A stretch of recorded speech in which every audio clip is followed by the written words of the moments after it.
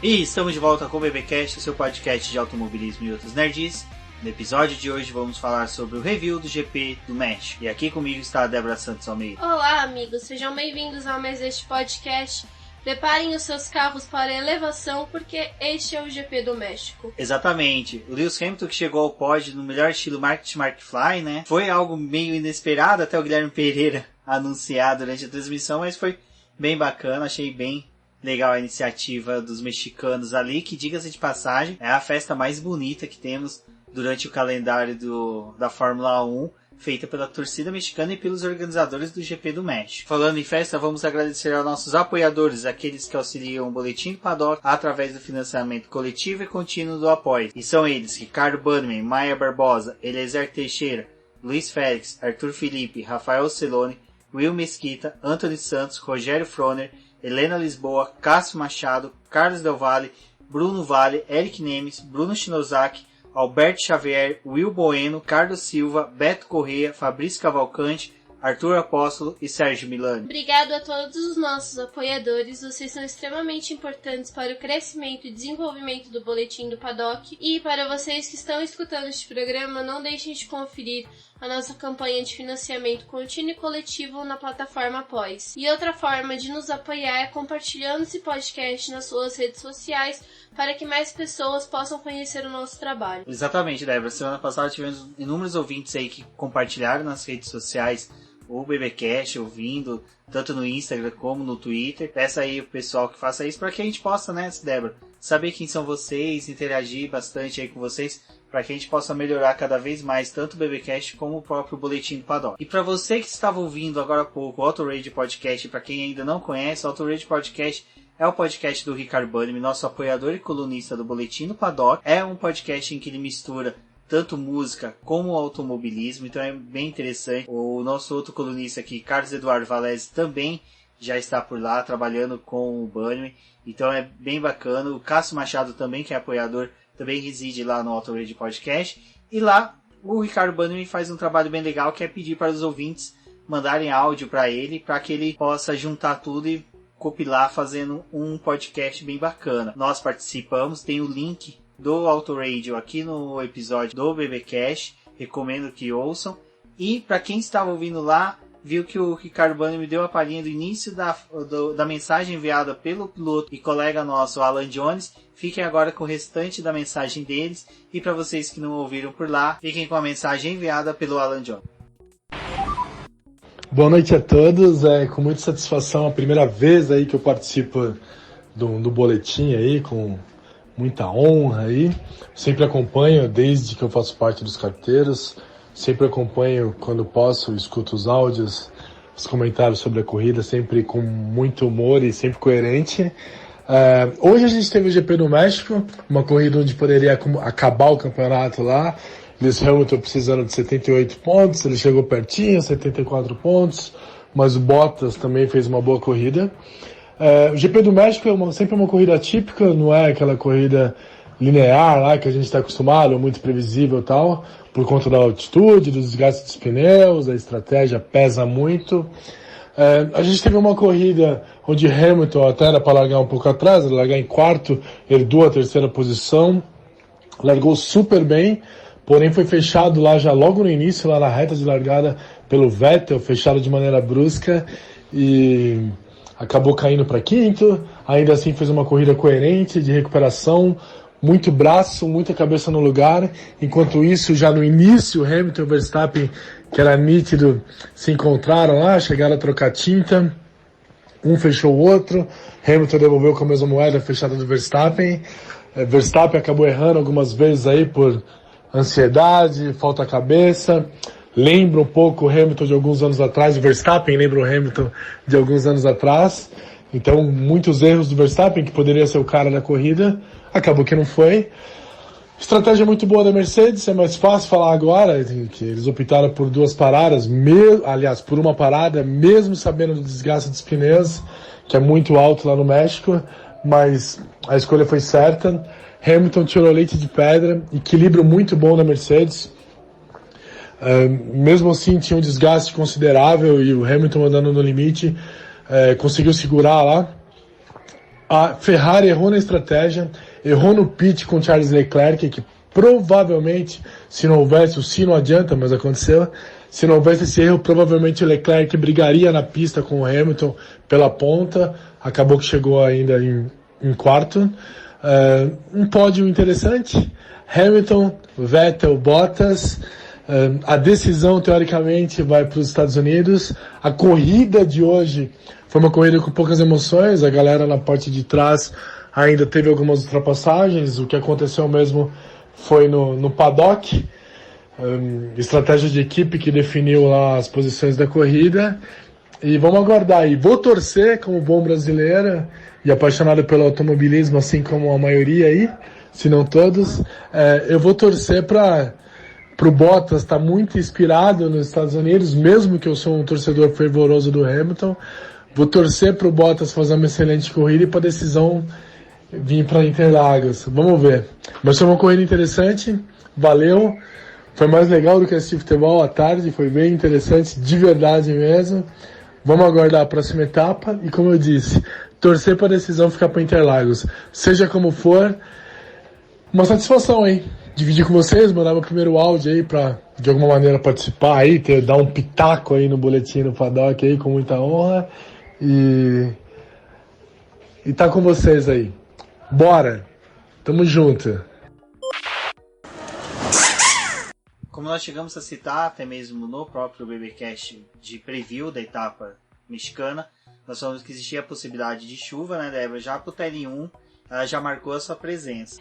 A madrugada lá desses 2 dias, principalmente da sexta e do sábado, foram marcadas pela chuva. Então, quando os carros entravam lá no autódromo para poder começar a primeira sessão, eles se deparavam com a pista úmida, né? E ali no TL1, principalmente, apareceu essa umidade no asfalto e as primeiras voltas foram dadas com pneus intermediários por aqueles pilotos que estavam sendo mais conservadores. Ainda assim, alguns arriscaram a utilização dos pneus de pista seca, mas como era apenas para poder fazer uma verificação ali no carro, que aquela volta de instalação, eles acabavam não se expondo tanto ao risco e retornavam rápido para a garagem deles. Logo depois, quando os carros começaram a sair para poder realizar suas verificações, foi interessante ver que algumas equipes estavam testando peças novas, apesar da gente já estar indo ali para o final da reta do campeonato, ainda alguns estavam tentando fazer alguma coisinha diferente nos seus carros. E principalmente a Renault, que foi desclassificada do GP do Japão, como a gente discutiu lá no preview a respeito do que aconteceu com a equipe, o Nico Hülkenberg estava testando a asa lá no carro dele. Outras equipes, como a Red Bull, optaram pela utilização da grade de aferição aerodinâmica em partes diferentes do carro, ou na parte frontal ou na parte traseira.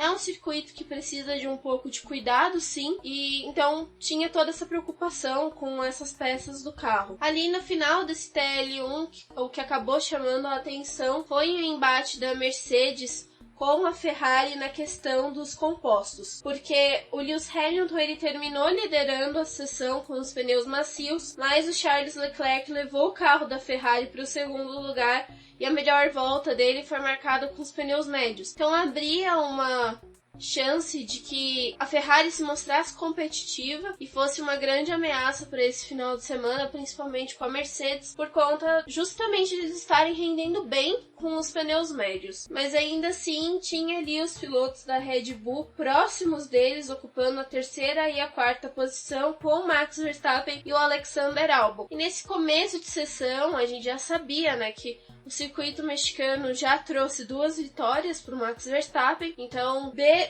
esses resultados dele aí nessa primeira sessão já chamava bastante atenção para todo mundo que estava assistindo essa parte do treino. 2 coisas que chamam a atenção aí já no primeiro dia, né, treinos realizados no México, foi quem já tinha a notícia realmente de que a Renault não iria recorrer da decisão lá da desclassificação do GP do Japão. Eles acabaram informando, né, que eles já tinham apresentado todas as provas que eles tinham para poder se defender, então não tinha mais nada novo e eles preferiam não ficar arrastando mais essa discussão por outros dias. E outro fato marcante aí do primeiro treino livre foi a presença do Nicolas Latifi, canadense, piloto da F2, companheiro do Sérgio Sete Câmeras, que fez testes, né, pela equipe Williams. Essa vaga da Williams que vai ser aberta pelo Robert Kubica assim que ele sair da equipe é algo que estava sendo cotada para o Nicolas Latifi, mas nesse final de semana ele falou que ele não quer. Ele é mais um desses pilotos ricos do grid, como acontece com o pai do Lance Stroll. Então ele poderia pagar sim por essa vaga na Williams, mas como o carro não tá rendendo e ele não tem muita perspectiva de conseguir crescer com a equipe, ele não está querendo participar do grid da Fórmula 1 do próximo ano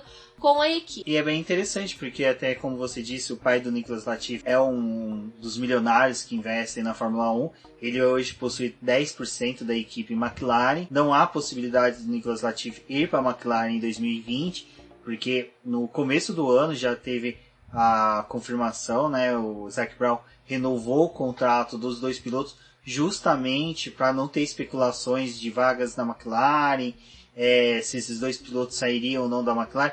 Eu acredito que pelo bom desempenho que os dois tenham feito este ano na McLaren, seja renovado ainda por mais alguns anos, é a melhor dupla custo-benefício até agora. Então, eu acho que o Nicolas Latifi ou ele deve migrar para uma outra categoria, pelo menos para cumprir aí um ano, para não ficar parado, e futuramente deve brigar por alguma outra equipe aí mais de meio de pelotão, mas a Williams é como a gente sabe, né? Não tem perspectiva alguma de crescimento aí para os próximos anos, principalmente com a saída dos patrocinadores que o próprio Robert Kubica trouxe, possibilidades aí de continuar com novos patrocinadores até agora não se apareceu. Bom, ainda na sexta-feira, né, Débora, nós tivemos o segundo treino livre, que já teve um pouquinho mais de movimento na pista. Assim que os carros foram pra pista, passou uns 15 minutos, o Alexander Albon acabou estampando lá o muro de contenção e por conta disso ele ficou a sessão inteira parada nos boxes. Foi uma perda ali pra Red Bull, principalmente pelo circuito, que era algo que eles estavam tentando buscar ser melhor, e tiveram a perda desse piloto. Mas ainda assim foi uma sessão bem movimentada. Ela, como a gente sempre cita aqui, ela é extremamente importante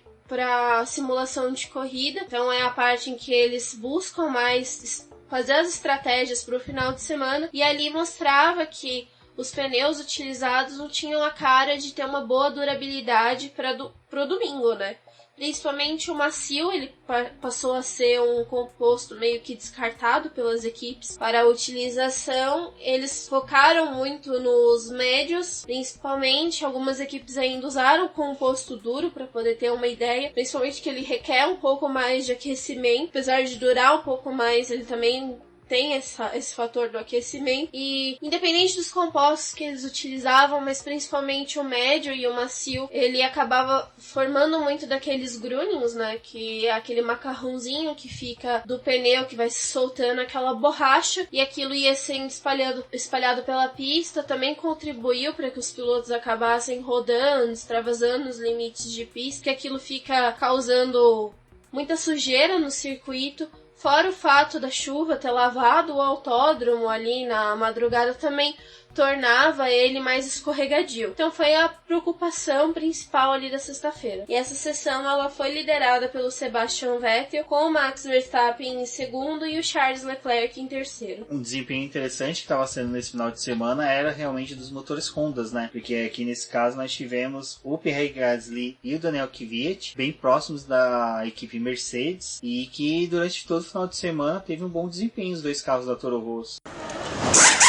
Bom, aí, Débora, a gente já vai pro sábado, né? Tudo se preparando para o treino classificatório, mas antes nós temos o TL3. Esse TL3, assim como o TL1, ele foi afetado pela chuva da madrugada, e os pilotos ficaram mais podados ainda, porque como a classificação ia ser realizada logo a seguir, ninguém queria estampar o muro, né? O carro no muro, na verdade, para poder fazer com que a equipe ficasse trabalhando ali e perdesse, às vezes, a oportunidade de participar da classificação. Então eles foram bem mais polidos ali, foram poucos pilotos que foram para a pista aferir alguma volta, todos utilizando o composto intermediário naquele momento, e só nos 15 minutos finais que tivemos, de fato, voltas em nível de classificação. O primeiro que se arriscou ali foi o Raikkonen, instalando o pneu macio, depois o Bottas veio e aos poucos os pilotos foram entrando no circuito e essas voltas começaram a ser dadas. Fora o fato desse FP3 também, que chamou a atenção foi os 2 carros da Renault em cima do cavalete. Eles estavam fazendo uma limpeza porque os dutos de refrigeração estavam sujos, eles falaram com poluição, então eles fizeram uma limpeza ali nos carros. E o carro do Vettel também ficou ali, a equipe ficou em cima fazendo algumas verificações, mas nesses 15 minutos pelo menos o Vettel conseguiu ir para a pista e fazer as voltas dele, enquanto os 2 carros da Renault não participaram da sessão. Charles Leclerc terminou liderando, com o Sebastian Vettel em segundo e o Valtteri Bottas em terceiro. Ali já veio o outro carro, né, o do Lewis Hamilton em quarto. A McLaren superou os carros da Red Bull com o Carlos Sainz. O Max Verstappen veio na 6ª posição. Novamente o motor Honda chamava bastante atenção por causa do Pierre Gasly em 7º e o Alexander Albon em 8º. E depois vinha mais o outro carro da McLaren com o Lando Norris. Bom, as expectativas já para o terceiro treino livres eram grandes. Como vocês viram, a alternância de liderança dos treinos livres foram entre os pilotos da Ferrari e da Mercedes, com o Lewis Hamilton. E o que chamava atenção também foi o fato dos carros da Haas terem ficado apagados durante todos os treinos livres, e isso acabou se repetindo, né, na classificação. Exato, eu acho que além da Haas, os carros da Alfa Romeo também não tiveram bons desempenhos nos treinos, e isso já criava uma péssima perspectiva aí já para o próprio treino classificatório. Todas as atenções esse ano se voltaram para a Red Bull, né? Uma vez que, como a Débora disse, o Max Verstappen possuía já 2 vitórias. Ano passado, a pole foi do Daniel Ricciardo, que pilotava na época para a Red Bull, e a vitória foi do Max Verstappen. Então, tudo, né, demonstrava aí que haveria um grande desempenho dos carros da equipe. Mas, já no começo ali do Q1, a gente já começou a ver que, assim, não conseguiríamos, né, ter como poderia dizer, uma perspectiva de realização disso, porque os carros não estavam buscando tanto, né, Débora, a velocidade máxima no Q1. As grandes equipes, Ferrari, Red Bull e Mercedes, elas estavam muito bem conservadoras, principalmente na questão do desgaste do pneu, e como a Débora disse, tem uma questão dos muros que são bem próximos do autódromo, em alguns trechos parece até trecho de rua. Bom, como o Rumens disse, a Red Bull foi tentando mostrar serviço ali logo no começo, no Q1, e o Max Verstappen ficou com a primeira posição e o Alexander Albon em segundo. E o pessoal que estava ali disputando para poder sair da zona de eliminação foi o Lance Stroll, o Kevin Magnussen, o Romain Grosjean, o George Russell e o Robert Kubica. E o que ficou chamando bastante atenção ali foi o fato de que, mesmo eles instalando novos pneus macios e saindo mais uma vez para poder tentar dar uma volta melhor, a configuração da zona de eliminação permaneceu a mesma. Ninguém saiu da posição que já estava. Então esses foram os pilotos eliminados do Q1. Já pro Q2, né, Débora, a gente teve ali a sequência com os pilotos já, e assim que abriu os boxes, já saindo, né, ninguém queria perder tempo, principalmente por causa da pista, que tem um aquecimento bem rápido, mudança de clima dela, também nuvem passando, dá uma mudança de temperatura, então tudo isso mudava constantemente a configuração da pista, então o tempo de espera entre o Q1 e o Q2 poderia trazer surpresa para os pilotos. E não só isso, como eles não queriam ter que lidar com muitas estratégias para a corrida, a maioria das equipes estava apostando na utilização dos pneus médios, então para poder obter uma volta melhor com ele, pensando que algum dos pilotos que ainda assim estariam disputando os 10 melhores lugares estariam utilizando os pneus macios, era bem arriscado perder a volta. Então quem estava ali pensando em utilizar os compostos médios foi logo para a pista para poder buscar essa volta rápida. Lembrando que o pneu utilizado nessa segunda parte da sessão, ela vale para o composto que eles vão largar no domingo. Bem lembrado sobre isso, que já levantaram essa questão, né, de discussão, de que a partir do ano que vem não teríamos mais essa regra dos pneus compostos que são utilizados no Q2,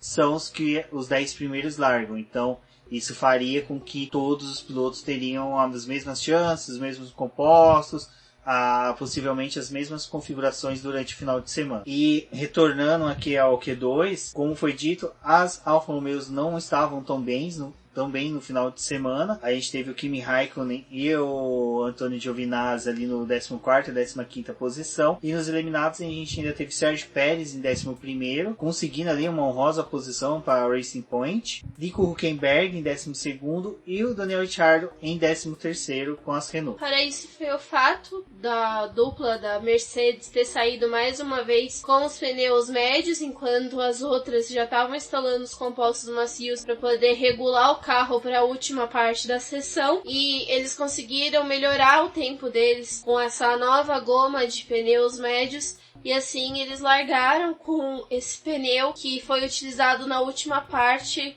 nessa volta mais rápida. Bom, como sempre, o Q3 são os 10 melhores, buscando aí a melhor volta para pole. Nós tínhamos o Hamilton, o Albon, o Bottas, o Sainz, o Kvyat, o Gasly e o Norris, né, partindo ali já para poder buscar as melhores voltas. Nesse caso, era novamente 4 carros, né, utilizando o motor Honda, conseguindo avançar para essa terceira parte da classificação. Neste momento, Max Verstappen liderava o treino classificatório, e algo que era interessante é que nós víamos, né, os 4 carros do motores Honda entre os 10 primeiros colocados aí no Q3, né? E era dentro daquilo que eu falei no preview, aonde que a Honda havia sacrificado o GP da Rússia, visando o GP do Japão, onde que eles não conseguiram resultados tão marcantes, tão expressantes, mas já aqui no GP do México eles já conseguiam já levar os 4 carros ao Q3 e também já colocava o Max Verstappen ali como postulante a pole. Nesse momento, como foi dito, o Max Verstappen liderava o treino classificatório, seguido pelo Leclerc e seguido pelo Sebastian Vettel da Ferrari. A volta da pole ali, que já era muito boa para o Max Verstappen, foi 1:14.910, só que eles ainda fizeram mais uma passagem pelos boxes, instalaram novos compostos macios e partiram para mais uma rodada de voltas rápidas. E ali o Charles Leclerc cometia um erro que tirou ele da jogada para poder tentar melhorar a volta e ainda bater o tempo feito pelo... Tinha o fato de que eles saíram faltando 3 minutos pro encerramento da sessão, então tinha a volta de aquecimento dos pneus e a tentativa de volta rápida, e com isso eles já iam passar pelo cronômetro com ele zerado. Como eles já estavam passando ali depois que esse cronômetro ia zerar, Bottas bateu na curva 17, provocou uma bandeira amarela pelo setor dele, e quem estava vindo atrás teria que começar a desacelerar, porque senão, por conta da batida forte do Bottas, podia acarretar outro piloto escorregando, batendo no carro do Bottas, ia virar uma bola de neve. E todo mundo foi desacelerando gradualmente, mas o Max Verstappen ele continuou acelerando, e foi o que gerou todo o burburinho do final de semana, que foi a atitude do Max Verstappen. E quando acabou a classificação, todo mundo ficou se perguntando se ele tinha de fato visto a bandeira amarela ou se ele simplesmente só ignorou ela. E teve a coletiva de imprensa onde ele acabou falando com o deboche que ele viu sim a bandeira amarela, mas ele continuou acelerando. E aí perguntaram, mas você não fez nada? Você não parou? Ele, não, eu continuei acelerando, vocês viram, por isso que eu melhorei a minha volta. E talvez ali fosse um pouco mais bonito ele ter dado uma mentira e fingido que não viu para poder tentar se safar ou pelo menos melhorar um pouco a culpa que ele tinha, mas não, o piloto resolveu jogar a verdade ali, e isso acabou custando caro porque ele perdeu a volta rápida e consequentemente a pole. Com isso o Charles Leclerc ficou com a primeira posição. Exato, sobre esse episódio do Max Verstappen, eu acho que já foi tudo discutido. A gente teve ali a pré-hora do GP, onde que os participantes perderam ali, perderam porque eu achei que eles ficaram muito tempo debatendo só isso. O GP do México é um GP tão rico, vocês viram no nosso preview, a gente trouxe inúmeras informações, vários dados que poderiam ter sido trabalhados ali pelo pessoal da Sport TV, mas eles ficaram rebatendo isso. É assim, Max Verstappen errou, os comissários deu a punição certeira nele, se foi brando ou não, eu acho que é uma coisa que a gente vai discutir sempre, porque as decisões nunca é tomada sempre pelos mesmos comissários, há uma junta de comissários que é formada para cada etapa. Essa semana mesmo nós ficamos sabendo que o Max Wilson vai ser o representante brasileiro nos comissários do GP do Brasil. Então vocês veem que tem sempre uma influência territorial ali, regional do comissário do país, que pode sim influenciar nessas decisões. Então é por isso que eu acho que não temos que discutir agora se foi brando ou não. E da punição do Max Verstappen foi certeira. O fato dele confirmar que ignorou a bandeira amarela, que ele viu, que ele sabia que estava sob regime de bandeira amarela, ele não abrandou, né, a aceleração dele, demonstrou sim que ele desrespeitou uma regra que ela é grave, a sua aplicação, porque é um momento de acidente, você pode agravar a situação ali, aumentando ainda mais com uma possível colisão sua. Então no frigir dos ovos, a decisão dos comissários foi certeira. Max Verstappen perdia a pole para o Charles Leclerc, que, como a Débora disse, acabou errando ali na sua segunda tentativa de volta rápida, não foi suficiente para conseguir a pole, então ele ficou no colo dele, né? Depois de tudo que aconteceu, ele acabou ficando com essa... ele deu sorte também porque o Vettel vinha num tempo bom, que possivelmente bateria o dele, e o Vettel até mesmo tira o pé na hora que veio a bandeira amarela, estava à frente do Max Verstappen, ele até após passar a linha de chegada, ele tira as mãos dos volantes fazendo sinal, um sinal universal de puta merda, perdi a chance. E, enfim, pra corrida do domingo a gente já tinha toda essa discussão correndo. Como eu falei em alguns locais, o que o Max Verstappen fez é tipo o bilhete dourado do William Wonka, que gera toda aquela motivação, movimentação dos fãs. Tá todo mundo querendo discutir, ler sobre, falar sobre. Então, pra quem é produtor de conteúdo, é bem interessante, gostamos quando isso acontece, mas só que infelizmente há pessoas que exageram, há pessoas que fogem, saem um pouquinho da linha, que infelizmente a gente não gostaria que ocorresse com tanta frequência. Eu acho que o que aconteceu ali do fato do Verstappen ter perdido a chance de largar na pole era o embate que poderia ser interessante dele com o Leclerc, principalmente logo depois da reta e a primeira curva do México, se os dois tivessem largado próximos, porque tinha todo o fato de ali no GP do Japão eles terem se estranhado. Teve lá no começo da temporada que foi um crescimento para que o próprio Leclerc não deixasse a porta tão aberta para que os outros pilotos passassem. Então seria mais um episódio dessa disputa deles. Infelizmente não foi dessa forma que aconteceu. O que é bacana do GP do México é todo o preparativo para a etapa. Antes mesmo hoje do início da corrida, nós tivemos a pré-hora, né, como foi dito. Teve ali aquele momentinho que eles ficaram discutindo ali do Verstappen, mas de qualquer forma foi bacana. Eles levaram algumas entrevistas de alguns pilotos.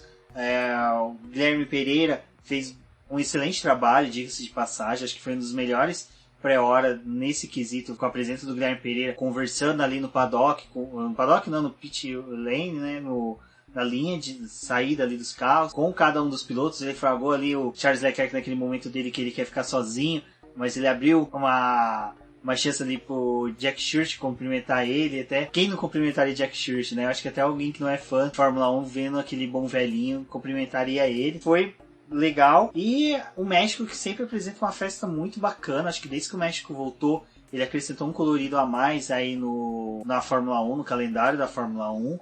E já foi criando várias perspectivas para a corrida. Bom, a largada se deu com aquela expectativa, como a Débora disse, né, de vamos ver o que acontece, principalmente com o Max Verstappen e Charles Leclerc largando próximo. O Bottas não perdeu a posição dele de largada, apesar da batida ali no muro. A Mercedes conseguiu restaurar o carro dele sem a necessidade dele ser punido, então ele permaneceu com a sexta posição. Atrás saíam as duas McLarens e na largada mesmo, né, Débora, a gente já teve ali o começo dos embates entre Mercedes e Red Bull do Max Verstappen. O Leclerc ele conseguiu assumir a primeira posição e se manter com ela. O Vettel veio logo atrás, eles ainda tiveram um pequeno toque ali, mas nada que prejudicasse nenhum dos dois carros.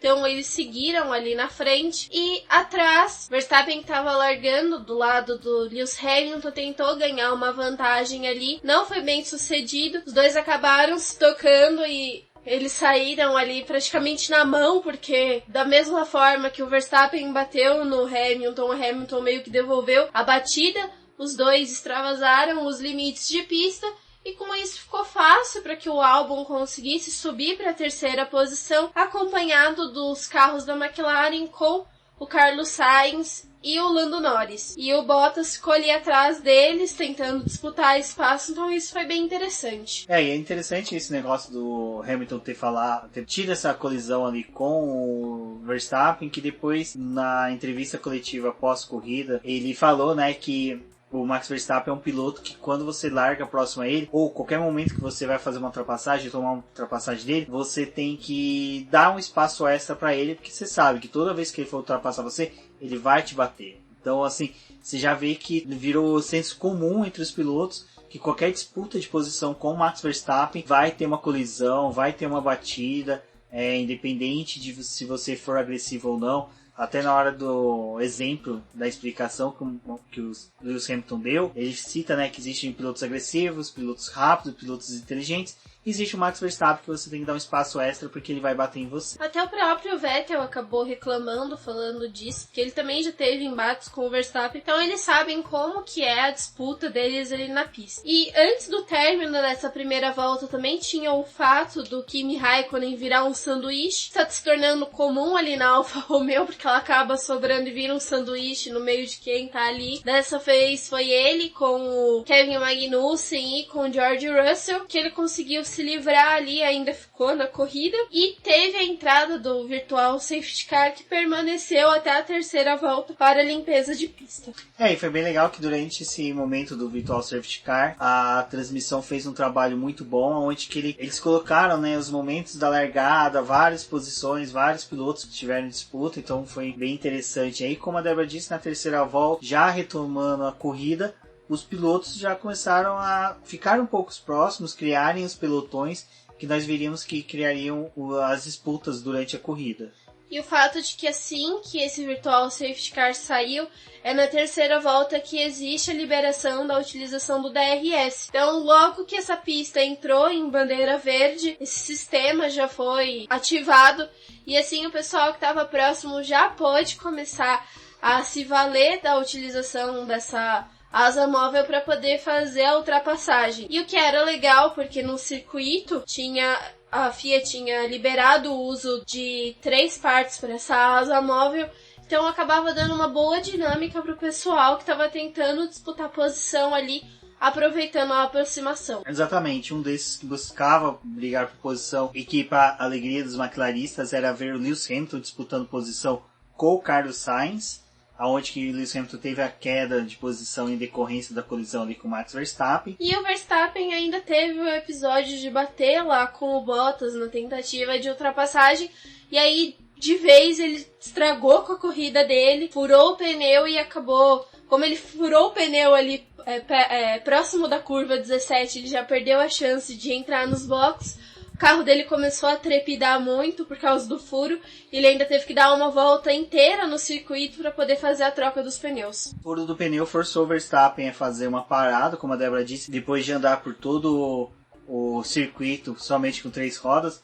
Uma coisa que eu achei interessante é que numa das tomadas de vídeo, onde que mostrou o carro da Red Bull por trás, foi que o carro conseguia ficar alinhado, ou seja, ele não ficava pendendo pro pneu faltante. Então acho que isso ajudou bastante aí o carro ser bem construído para o Max Verstappen não ter maiores prejuízos, mas ele acabou caindo para o último lugar e nesse momento ele colocava o pneu duro. E vejam vocês, nós estamos falando disso da 5ª volta. Então o Max Verstappen da 5ª volta já começou a correr com pneu duro e seguia assim quase toda a corrida. Então lá na volta 8 já o Leclerc estava abrindo uma distância para o Vettel, 1,6, eles continuaram dessa forma e a corrida foi perseguindo, né, dessa maneira, com o Leclerc na primeira posição, até que lá na 11ª volta já começou a abertura dos boxes, onde os pilotos começaram a realizar as suas paradas. E o fato de que esse pessoal que estava indo logo no começo podia influenciar no fato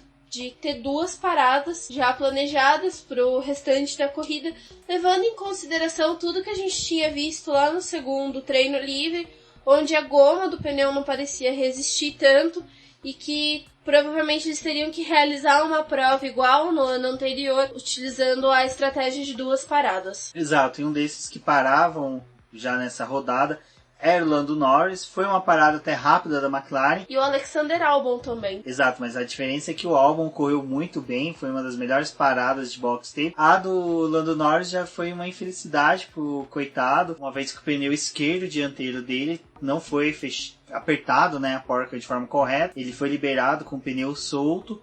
E aí os mecânicos tiveram que sair correndo, buscar ele lá na saída dos boxes, voltar empurrando o carro dele, para que, como a regra de que não pode se dar ré dentro dos boxes, fez com que o Lando Norris, né, perdesse aí muito tempo e acabou voltando não só em último lugar, como a mais de 30 segundos do Max Verstappen, que era o último colocado, que também já tinha uma diferença muito grande aí para os carros da Williams, que são as residentes habituais das últimas colocações do GP. Então logo depois o Albon fez a parada dele, assim como o Leclerc, que veio logo em seguida, e os dois atestavam a parada, né, a segunda parada, porque eles instalaram novamente os compostos médios, e como regra que tem na Fórmula 1 que é necessário você utilizar mais de um composto durante a prova, então ali eles já sentenciavam que eles teriam que recorrer a 2 paradas. Nesse momento a torcida mexicana ia delírio, porque eles observavam Sérgio Pérez, né, segurando os pilotos da Renault. Ricardo e Hülkenberg traçavam uma disputa ferrenha contra eles. Leclerc marcava a melhor volta, mas nesse momento Hülkenberg também partia para sua parada, com Giovinazzi e Kubica também logo após foram aos boxes. A parada do italiano foi também um desastre novamente. Acho que aquela questão dos piriris foi algum taco mal feito que foi para os boxes da McLaren e da Alfa Romeo, onde que os mecânicos não estavam bem e acabaram ali, cada um teve uma proporção ali também de, como poderia dizer, de péssimo serviço executado nos boxes. O do Lando Norris ele foi liberado com o pneu solto, o do Giovinazzi liberaram ele, mas na hora que ele saiu, como era no eixo motriz dele, né, do lado direito, o pneu acabou saindo, o carro caiu no chão, foi direto ao chão, então eles tiveram que levantar o carro ali na frente dos boxes, colocar o pneu novamente, liberar o italiano, e isso prejudicou total a corrida dele.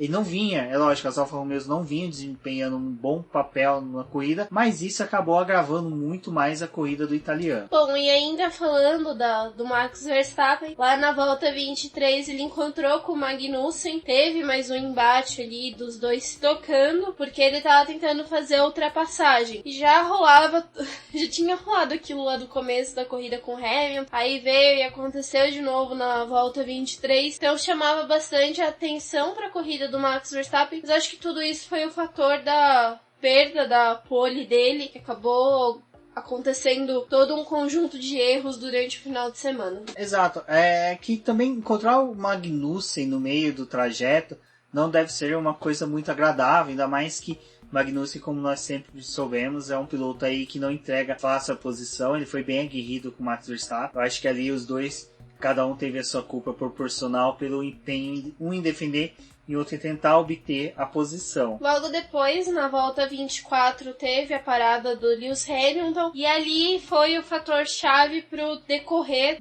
da corrida, porque quando o Hamilton parou, a Ferrari decidiu que estava no momento dela responder a parada com o Sebastian Vettel.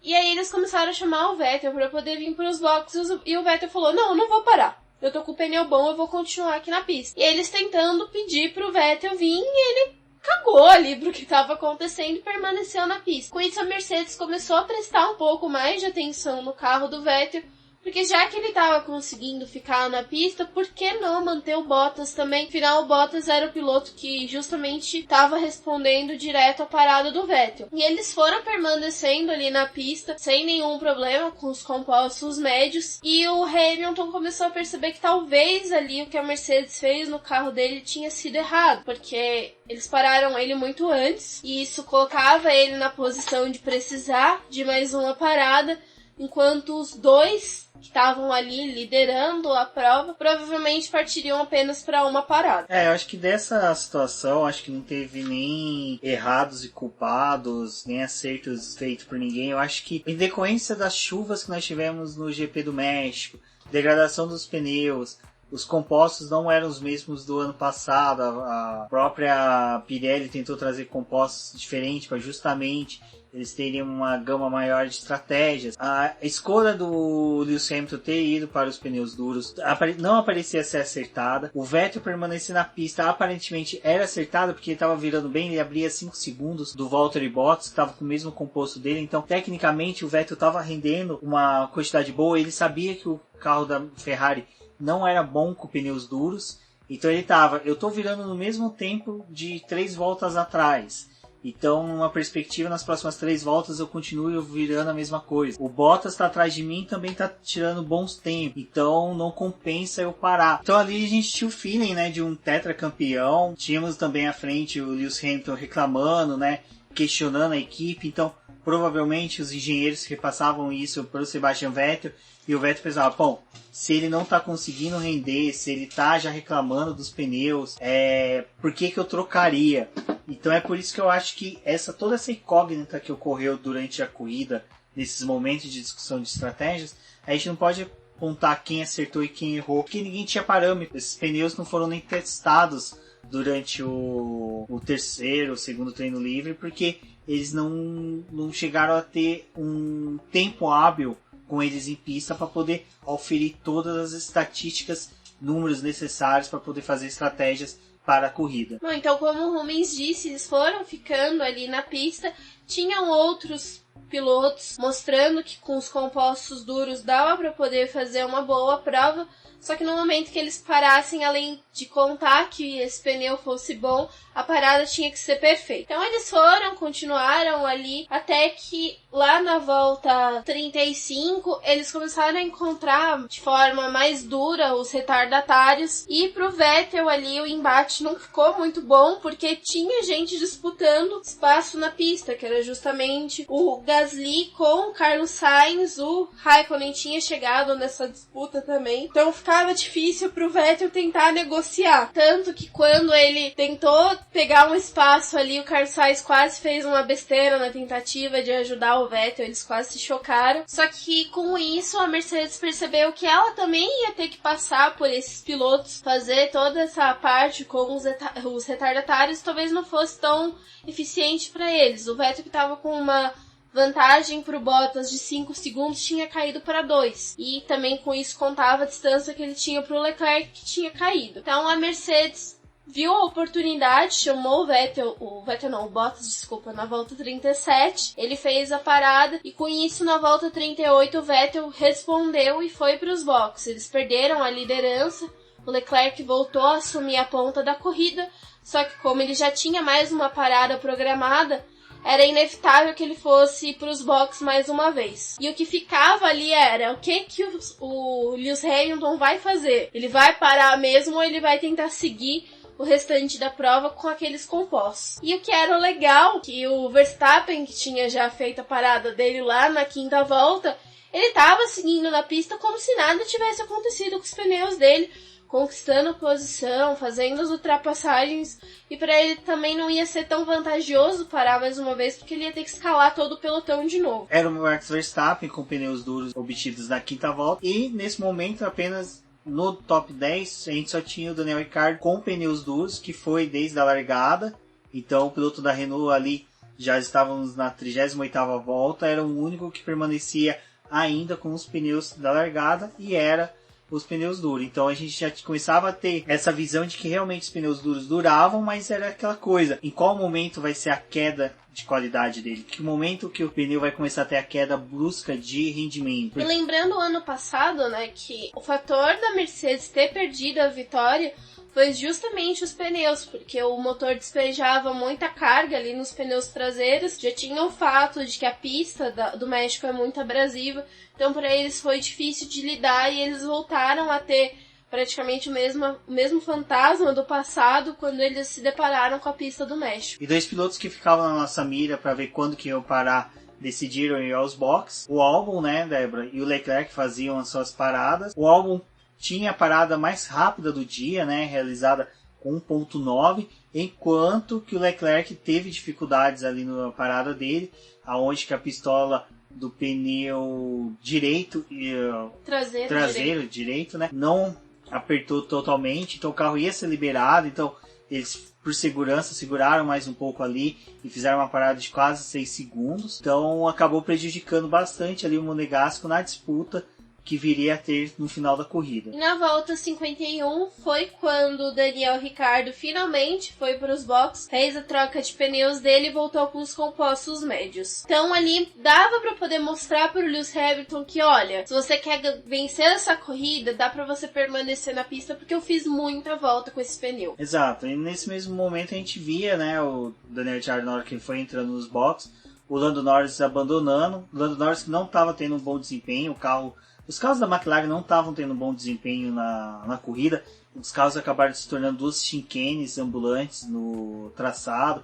A todo momento a gente via um piloto ultrapassando eles. Então isso não refletia muito os planos da equipe, tudo que foi dito antes, de que eles tinham uma boa perspectiva a partir do momento que eles conseguiram sair da 7ª e da 8ª posição. O Carlos Sainz foi um do destaque do treino classificatório, até mesmo na hora da batida do Valtteri Bottas, ele era um dos que cogitava ter até uma melhor posição de largada, mas infelizmente ali o Lando Norris vinha abandonar. Kimi Raikkonen também foi mais um dos pilotos a abandonar, preferindo poupar o equipamento dele, já que o carro da Alfa Romeo não estava rendendo nada. Então eles levaram o finlandês para os boxes. E como foi dito, a gente via muitas disputas em decorrência até mesmo dos pilotos que retornavam com pneus compostos mais novos. Um deles foi o Daniel Ricciardo, que em disputa com o Sérgio Pérez, que veio quase que todo traçado, mas só que culminou ali no final do retão principal. O Ricardo chegou a evitar uma colisão, né? Evitar a colisão e abusar bastante dos freios. E ele soube ali, até na hora o Burt falou, será que deixa pôr o pneu? Aí na hora que voltou na tela on-board você percebe que ele soube trabalhar essa questão da frenagem, onde não houve a deixapação dos freios, passou pela grama, deu uma saída ali meio de lado, mas conseguiu segurar o carro para não bater no muro. Essa disputa dele com o Pérez foi bem legal, porque ele praticamente fez um drift para poder se livrar da batida ali no muro, porque teria provocado uma bandeira amarela, certeza, principalmente a entrada de um safety car, mas ele ainda conseguiu salvar o carro e continuou tentando perseguir o Pérez, então foi algo bem interessante ali para aquele final de prova. E nesse final de prova, o Sebastian Vettel ficava numa disputa de reduzir ou não a distância para o Lewis Hamilton. A cada momento ele chegava a diminuir, chegando a quase 1.6, mas depois retornava para 2.3. Então a gente começava a ter uma perspectiva que sim, ele poderia tentar uma reação, mas já estava muito tarde para essa reação chegar. E a cada chegada de novos retardatários fazia com que essa expectativa de uma disputa ali entre os dois pilotos pudessem ocorrer. Fora isso, a Mercedes já tinha liberado para o Hamilton ter mais potência, conseguir se livrar das investidas do Sebastian Vettel. E o Vettel, além disso, ele tinha que tomar conta do Bottas que estava vindo atrás dele e estava tentando fazer o mesmo, reduzir a distância entre eles. É legal que a disputa ali entre os 4 pilotos foi bacana, porque ele tinha essa perspectiva mesmo de declínio da qualidade dos pneus, a aproximação entre eles, a questão do Sebastian Vettel conseguir ter um rendimento que a Ferrari realmente tem em retas, e como é um traçado de alta, a Ferrari conseguia render nas partes de baixo, onde que eram os pontos de aferição da asa de DRS, do uso do DRS. O Valtteri Bottas conseguia a margem, né, que era necessária para utilizar, mas quando usava na reta era a mesma coisa de não ter nada, porque simplesmente a Ferrari disparava e não dava chance ao finlandês de um ataque. A mesma coisa acontecia com o Charles Leclerc, que não chegava perto do Bottas, porque o Bottas estava conseguindo ter essa vantagem. Pois bem, como a gente já estava realmente na reta final dessa prova, o Lewis Hamilton conseguiu cruzar a linha de chegada na primeira posição, com o Vettel em segundo e o Bottas em terceiro, só que as emoções da corrida ainda não tinham acabado, porque teve o Daniil Kvyat em um toque com o Nico Hülkenberg. Os dois estavam na zona de pontuação com boas chances, principalmente depois do fato da Renault ter sido eliminada do GP do Japão. A disputa dela passou a ser direta com a Toro Rosso e com a Racing Point. Então era importante essa conquista de pontos. No entanto, os dois bateram e o Hülkenberg acabou saindo da zona de pontuação. Ele foi para a 11ª posição e os dois carros da Toro Rosso entravam, né, nessa parte da pontuação. E não demorou muito tempo para que o piloto da Toro Rosso fosse punido e o Hülkenberg voltasse para a zona de pontuação, mas no 10º lugar. Exato, o que foi interessante dessa corrida é que a gente teve, né, aí todo mundo olhando ali o Lewis Hamilton com o pneu, né, durando bastante, conseguindo, mas ninguém reparando que o Max Verstappen chegava ao final da prova com um pneu de 65 voltas. Bom, como foi dito, o GP do México, sim, é espetacular, o traçado permite brigas a todo momento, tem curvas de baixo, curvas de alto, tem a região ali do estádio que proporciona sempre brigas excelentes. Então, eu acho que foi uma das corridas mais bacanas que nós tivemos nos últimos tempos. Eu acho que conseguimos ali, sem interferência de safety car, sem interferência de chuva, ter uma corrida que teve briga do começo ao fim, disputa entre Williams.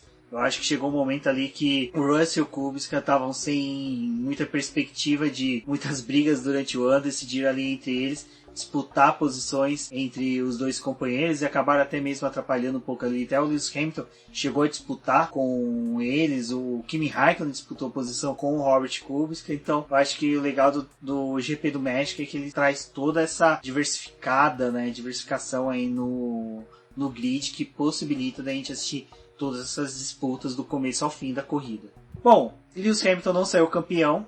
Essa era uma perspectiva que nós tínhamos. Ele precisava apenas ter 78 pontos de diferença para o Valtteri Bottas, mas Valtteri Bottas conseguiu fazer a tarefa muito bem ali, conseguiu chegar em terceiro lugar, então adiou para Austin, aonde que o Lewis Hamilton só precisa fazer 4 pontos a mais do que o Valtteri Bottas. Bom, e nesse momento, né, Débora, vamos falar como é que ficou o campeonato de construtores e de pilotos. Lembrando aqui um abraço aí aos nossos amigos do Café com Velocidade, que lá eles não gostam de falar do Mundial de Construtores e de Pilotos, mas aqui nós falamos porque nós gostamos de levar essa informação aos nossos ouvintes. Bom, vou começar então com o Mundial de Construtores. A Mercedes já se consagrou a dona desse campeonato de 2019. Ela tem 652 pontos, seguida pela Ferrari com 466, Red Bull com 341, McLaren com 111, Renault com 73, Toro Rosso com 64, Racing Point com 64, Alfa Romeo com 35, Haas com 28 e a Williams com 1 ponto. Exato, e no Mundial de Pilotos o top 10 fica com Lewis Hamilton na liderança com 363 pontos, praticamente 1 ponto por dia do ano. Valtteri Bottas com 289 pontos. Charles Leclerc com 236 pontos vem na terceira posição. Sebastian Vettel vem logo atrás com 230 pontos, aí que foi bacana porque o Sebastian Vettel conseguiu uma reação nas últimas corridas e ultrapassou o Max Verstappen, que havia, né, conseguido aí durante um bom tempo aí, com as vitórias dele, oferir a terceira posição do campeonato, caindo agora para a quinta posição com 220 pontos. Aí bem distante nós já temos o Pierre Gasly com 77 pontos pela Toro Rosso. Aqui ele ainda conta com os pontos da época da Red Bull, então esse é o destaque que se dá a pontuação dele. Logo atrás nós temos o Carlos Sainz com 76 pontos. Hoje ele poderia ter conseguido aí a pontuação necessária para ultrapassar o Pierre Gasly. O Alex Albon está em oitava posição com 74 pontos. A gente vê uma grande reação aí do tailandês desde que assumiu o posto da Red Bull. Ele fez até mesmo mais pontos do que o próprio Max Verstappen nesse segundo semestre. E um dado interessante é que desde o momento que ele assumiu a vaga dele na Red Bull, ele não termina abaixo da sexta posição. Então, a gente vê que realmente o Helmut Marko lá, ele pode ser xingado à vontade pelos fãs que não gostam das decisões dele, mas as decisões do cara é certeira, né? A gente não pode negar isso. E nós temos ainda o Sérgio Pérez com 43 pontos na nona posição. Na décima posição nós temos o Daniel Ricciardo com 38 pontos. Aqui eu só vou me estender um pouquinho mais até a 13ª posição, porque eu acho que vai ficar uma disputa bem bacana com o Nico Hülkenberg, que tem 35 pontos, empatado com o Lando Norris, também com 35 pontos. Hoje, se o Nico Hülkenberg não tivesse a punição ao Daniel Kvyat, o Lando Norris possivelmente estaria à frente dele. Então a gente vê que essas decisões tomadas aí pelos comissários refletem também no Mundial de Construtores. E o Daniel Kvyat tem 34 pontos. Então acho que a disputa entre esses 4 pilotos aqui, vamos colocar o Daniel Kvyat, Lando Norris, Nico Hülkenberg e Daniel Ricciardo, vai ser interessante para as próximas 3 etapas. E falando em 3 etapas, a próxima é em Austin. Para a alegria dos americanos, a disputa do título foi para os Estados Unidos. Então, possivelmente, se tudo der certo, e é possível que aconteça, Lewis Hamilton sairá campeão do Autódromo de Cota. Então agora é só aguardar aí o GP dos Estados Unidos. Nessa semana já teremos o preview da etapa. Será uma semana curta, aquelas semanas bem corridas, onde a gente tem 2 etapas próximas, onde que o Boletim do Paddock consegue espremer durante a semana, e para vocês todos os posts, análises, tudo que vocês precisam saber sobre a etapa. O GP de Austin, como vocês sabem, é no horário bem parecido aí com o do GP do México, então acredito aí que o pessoal já vai poder se programar. Lembrando que a Rede Globo possivelmente não vai fazer a transmissão da corrida. Então fiquem ligados que teremos aí, vão passando para vocês os horários, os links da Sport TV, da Globo.com, que eles disponibilizam para você poder assistir. Eu sou o Rubens GP Neto, o host de vocês. Vocês podem me encontrar no Twitter, no Rubens GP Neto, nas demais redes sociais pelo mesmo link. Lembrando a todos aí que o Boletim do Paddock está nas redes sociais, sempre como Boletim do Paddock. No Twitter, como diz o Boletim Q. Recordando a todos da nossa campanha de financiamento coletivo e contínuo do Apoia-se. No post tem o link para você poder acessar a plataforma e ver a melhor forma de patrocínio aí, de auxílio ao Boletim do Paddock. Lembrando também que nós temos links para comprar, né? Tá chegando aí o Natal.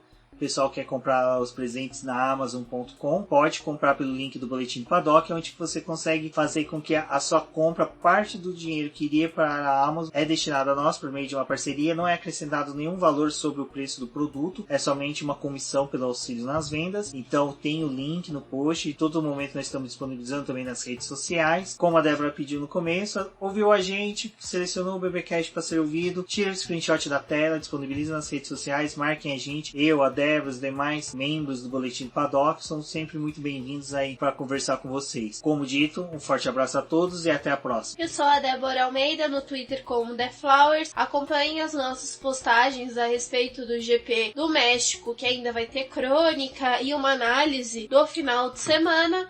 E assim também como o preview e todas as coisas relacionadas ao GP dos Estados Unidos. Até a próxima!